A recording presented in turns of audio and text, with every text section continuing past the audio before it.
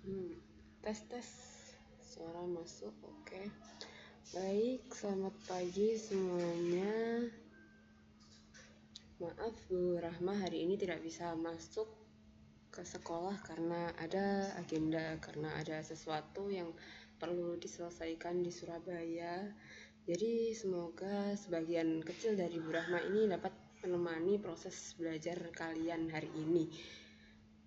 Sebelum kita belajar memulai pelajaran pada hari ini, kita berdoa dulu sesuai dengan keyakinan masing-masing. Berdoa dimulai.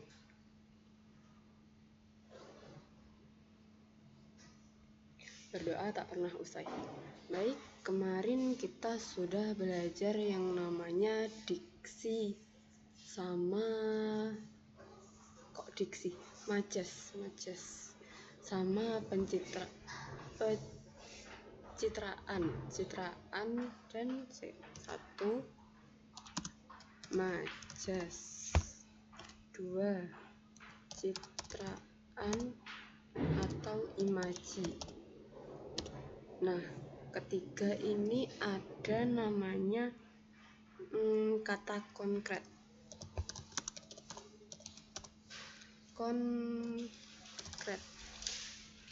Jadi ini lebih simpel daripada dua teman di atasnya, lebih simpel daripada majas dan citraan atau imaji. Kata konkret itu kata yang sesungguhnya. Misal dalam suatu teks puisi ada yang mengatakan perahu.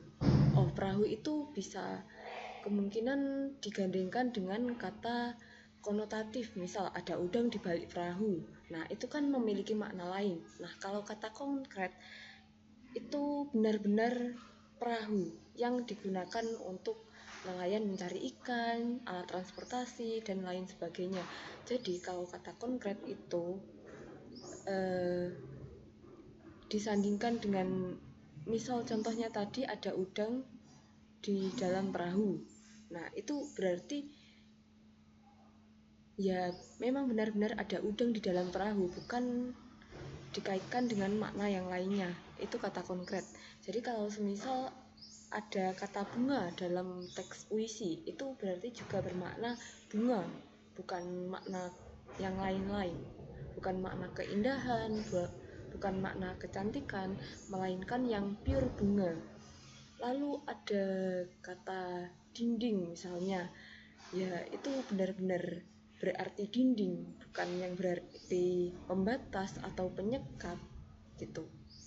Oke, ini simpel ya, mudah dipahami ya. Lanjut ke selanjutnya, setelah kata konkret itu ada kata konotatif. Jadi kok nggak bisa dipencet. 4 ada kata konotatif. Nah, kata konotatif ini seperti yang ada udang di balik perahu tadi.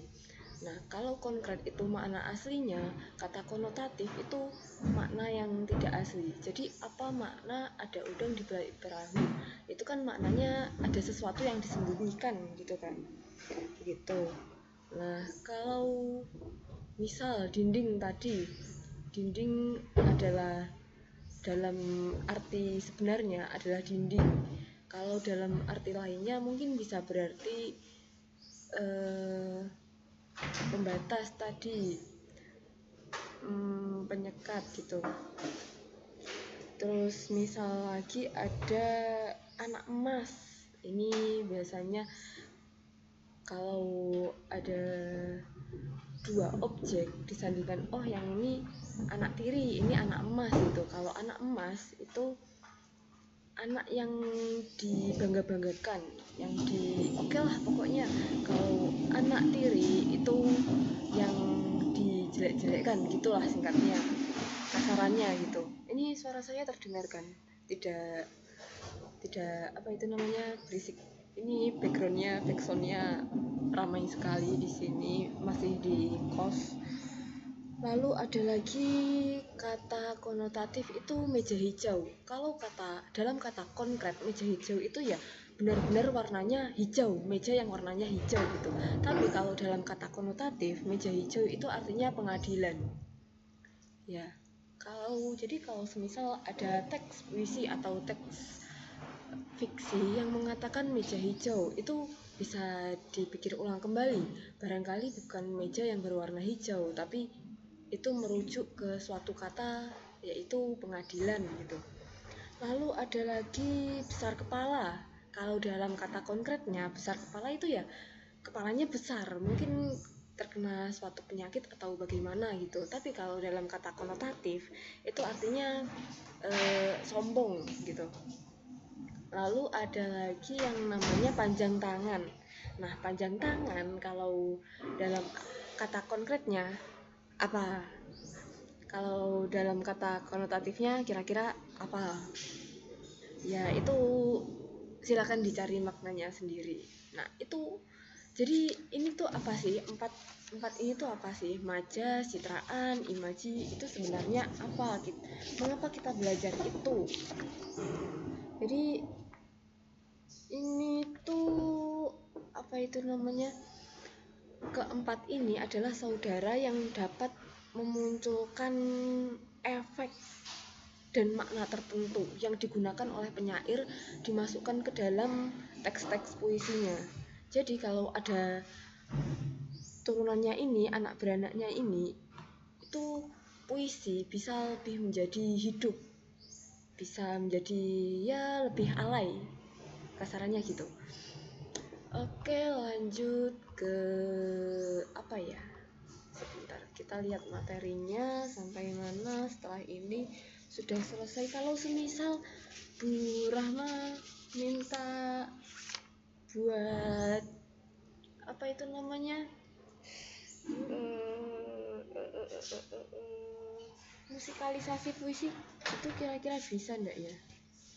Tapi kok sepertinya sulit. Tapi kalau kalian mau ya enggak apa-apa, nanti kita masukkan praktek musikalisasi puisi.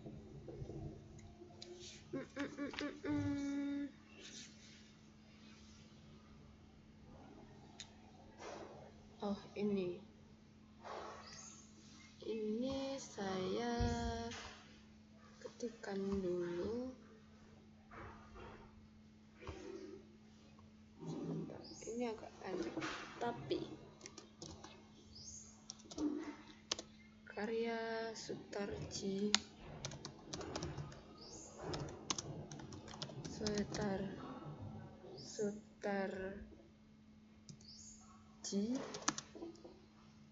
Calzoum.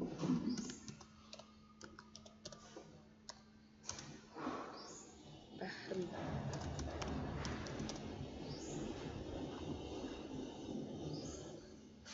Nah, ini judul puisinya. Judul puisinya Tapi, karya Sutarji Calzoum Bahri. Nah, kira-kira apa yang akan kita lakukan hari ini? Aku bawakan padamu.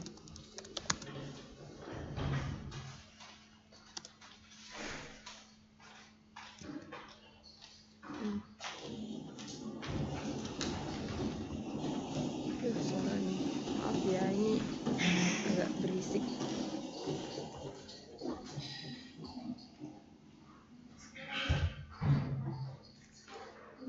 Tapi kau bilang masih.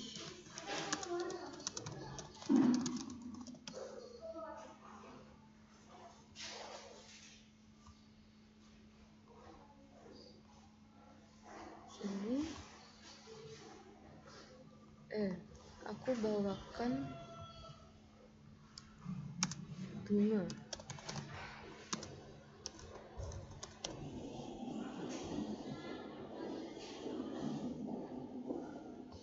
Salah. Aku bawakan bunga padamu. Aku bawakan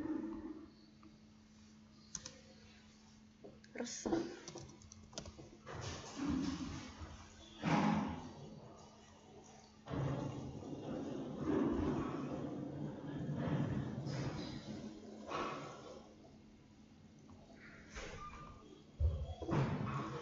Tapi kau bilang hanya.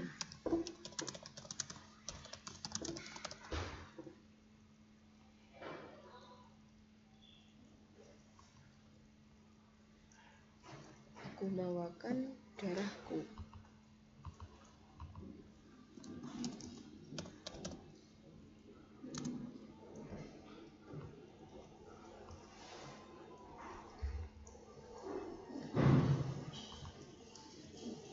Tapi kau bilang cuma.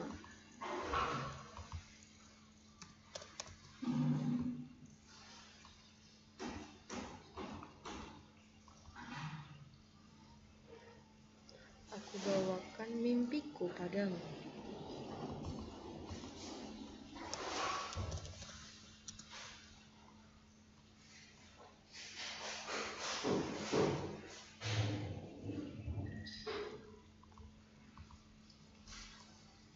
Tapi kau bilang meski.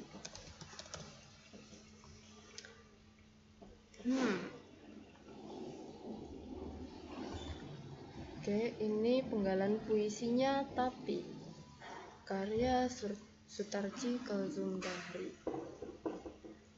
Aku bawakan bunga padamu, tapi kau bilang masih. Aku bawakan resah padamu, tapi kau bilang hanya. Aku bawakan darahku padamu, tapi kau bilang cuma. Aku bawakan mimpiku padamu, tapi kau bilang meski. Nah, itu hanya penggalan ya, masih penggalan. Nah, dari penggalan puisi ini, kira-kira coba pikirkan, apa itu namanya, menurut kalian apakah penggunaan kata ganti aku dan kamu di sini sudah terasa tepat atau kurang tepat atau bagaimana? Terus kalau semisal kurang tepat itu sebaiknya diganti dengan apa? Apakah diganti dengan kata ganti orang ketiga dengan menggunakan dia atau nama orang gitu? Menurut kalian bagaimana? Lalu dengan adanya pengulangan kata aku bawakan, tapi kau bilang dan seterusnya, itu menurut kalian membawa efek apa bagi pembaca, bagi pendengar? Menurut kalian apa sih yang ingin disampaikan penyair kepada pembaca, kepada pendengar gitu? Lalu penggunaan kata konkret seperti apa ini? Seperti bunga, resah, darah, mimpi. Itu kira-kira sudah tepat atau kurang tepat? Atau mungkin itu bukan kata konkret, melainkan kata konotasi. Nah, menurut kalian bagaimana? Habis ini saya beri link Gform, nanti dijawab di sana ya. Lalu ada lagi sedikit kuis. Ini yang paling penting dicatat ya, nomor 1. Bu Rahma menjelaskan apa yang Bu Rahma jelaskan dari menit pertama, menit 01.00 hingga menit kedua 02.00. Nah, itu Bu Rahma menjelaskan apa? Lalu apa yang Bu Rahma jelaskan di menit ke 02.30 sampai 03.00. Oke, sampai situ. Ini berapa menit ini? Sudah berapa menit tadi? Nggak ada durasinya di sini. Oke, nanti saja.